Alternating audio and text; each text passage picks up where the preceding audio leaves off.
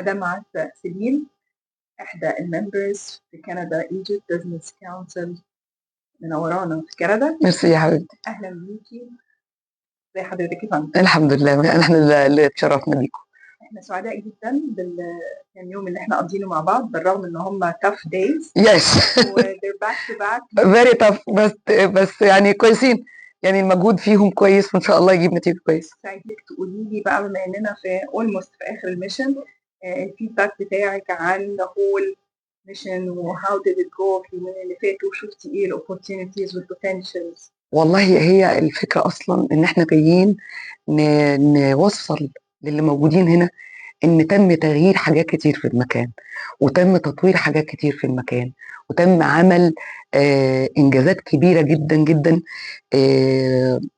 لازم تتشاف، لازم تتشاف وتتلمس على ارض الواقع. هي دي ده الميشن الاساسيه. اذا ما كانش فيه يعني زي ما بيقولوا تغطيه اعلاميه كافيه، بتبقى النتيجه مش واضحه، especially لما يبقى فيه حاجه مثلا اجينست الموضوع، او في تضارب في بعض الرؤى الخارجيه. الرؤيه الحقيقيه في المكان ان في تطور، في تغيير كبير، في مشاريع كبيره بتتعمل، ومشاريع كبيره اتعملت. بس والمشاريع او الاجزاء المتبقيه علشان الناس تلمس الموضوع بسيطه، بس هي عايزه عارفه حضرتك لما نقول ايه، انت بتجري ماراثون وخلاص 5 minute to attach the end، بالظبط كده، عشان تلاقي بقى المردود. شايفه فعلا انه الميتنج دي مع كل العناصر اللي كانت موجوده، سواء كان من الحكومه المصريه او من الحكومه الكنديه والبرلمان، ميتنجز مع سيادة السفير، مع تشيرمان كندا ايجيبت بزنس كونسل، شايفه ازاي المثلث الكبير ده اكيد ليه؟ والله احنا يعني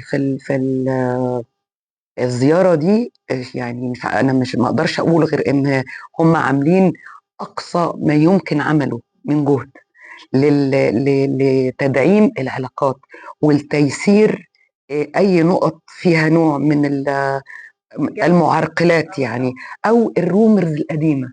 هي المشكله دايما من الحاجات اللي بتبقى سابقه لكده، يعني دايما لما يحصل دروب تبقى انت عشان تطلعي تاني فبتاخدي، محتاجه تغيري الرؤيه، محتاجه تغيري الواي اوف توكينج، وتنقلي صوره واضحه. الحقيقه ساعات سفير بيعمل مجهود جبار، وساعات المساعد سامح بيه ابو العينين عامل شغل رائع، والمهندس معتز رسلان طبعا ربنا يعني يقويه لانه عامل شغل كويس جدا جدا جدا.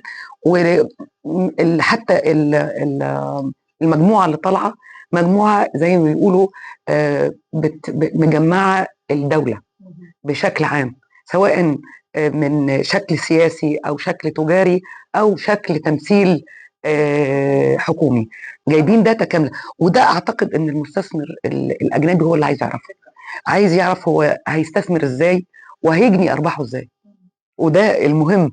فاذا كنا احنا وصلنا لان احنا يعني، او ان احنا بنحاول نوصل الصوره مظبوط، فتبقى واصله علشان يقدر هو يستوعب ان هو انسيف، ان هو هيستثمر. بس احنا كمان يعني الموضوع وين وين. يعني احنا في عندنا مثلا سواء في المونوريل، سواء في الطرق 6000 كيلو كسر ضخمه بتصل ل8 حارات في الاتجاه، وانا ما شفتهاش في العالم بصراحه. منطقه احنا كمقيمين بالخارج، انا بتكلم عن نفسي، انا كل سنه بنزل بنبهر لانه بيحصل حاجات على جميع المستويات في مصر. ده انا نفسي كمان يبقى عندك الوقت اللي تلفي فيه، يعني لما تروحي المنطقه الساحل الشمالي بقت حاجه تانية خالص. لو جينا بصينا للميجا بروجكت بتاع تحويل ميه الصرف الزراعي واستخدامها في تطوير الارض المستصلحه، 4 مليون فدان. 4 مليون فدان ده رقم هيوج، وبعدين يسمح بتبادل الخبرات بالنسبه لطبيعه الزراعه الواسعه هنا في كندا. فنقدر يبقى في تبادل، وتبادل سواء تبادل تكنولوجي او تبادل تجاري، سواء في ده او في ده نقدر نوصل بيه نتائج كويسه. هو المحصله انه وين وين، مفيش حد عايز من حد حاجه الا في شيء قصادها عشان يبقى التبادل مفيده. انا سعيده جدا بالكلام مع حضرتك. الله يخليكي، ميرسي جدا. وقد ايه حضرتك بتضيفي يعني. ربنا يخليكي، ربنا يخليكي. بس ريلي احنا كنا يعني في منتهى الحماس صحيح. لتوصيل المعلومه، منتهى الحماس لتغيير الصوره، لان الاعلام يمكن نتيجه الاحداث المحيطه بينا من كل اتجاه، سواء في الشرق، سواء في الجنوب، سواء في الغرب، يعني متحصرين مش احسن صوره. وبرغم كده الكل بيشتغل، وبيشتغل على اقصى طاقه، يعني اقصى طاقه ممكنه بيشتغل عليها. فبصراحه يعني احنا بندعيله. احنا سعداء بيكم في الزياره دي، وطبعا وجود كندا ايجيبت بزنس كونسل كندا برانش كمان دلوقتي will work more to follow up على الميشنز اللي انتم. I think ان هيبقى لها ان شاء الله يعني بالظبط. لا لها ايد كبيره في ان توصل الانفورميشن كويس. Thank you so much for having انا اللي شاكره ليكي، انا اللي شاكره ليكي. ميرسي قوي يا حبيبتي.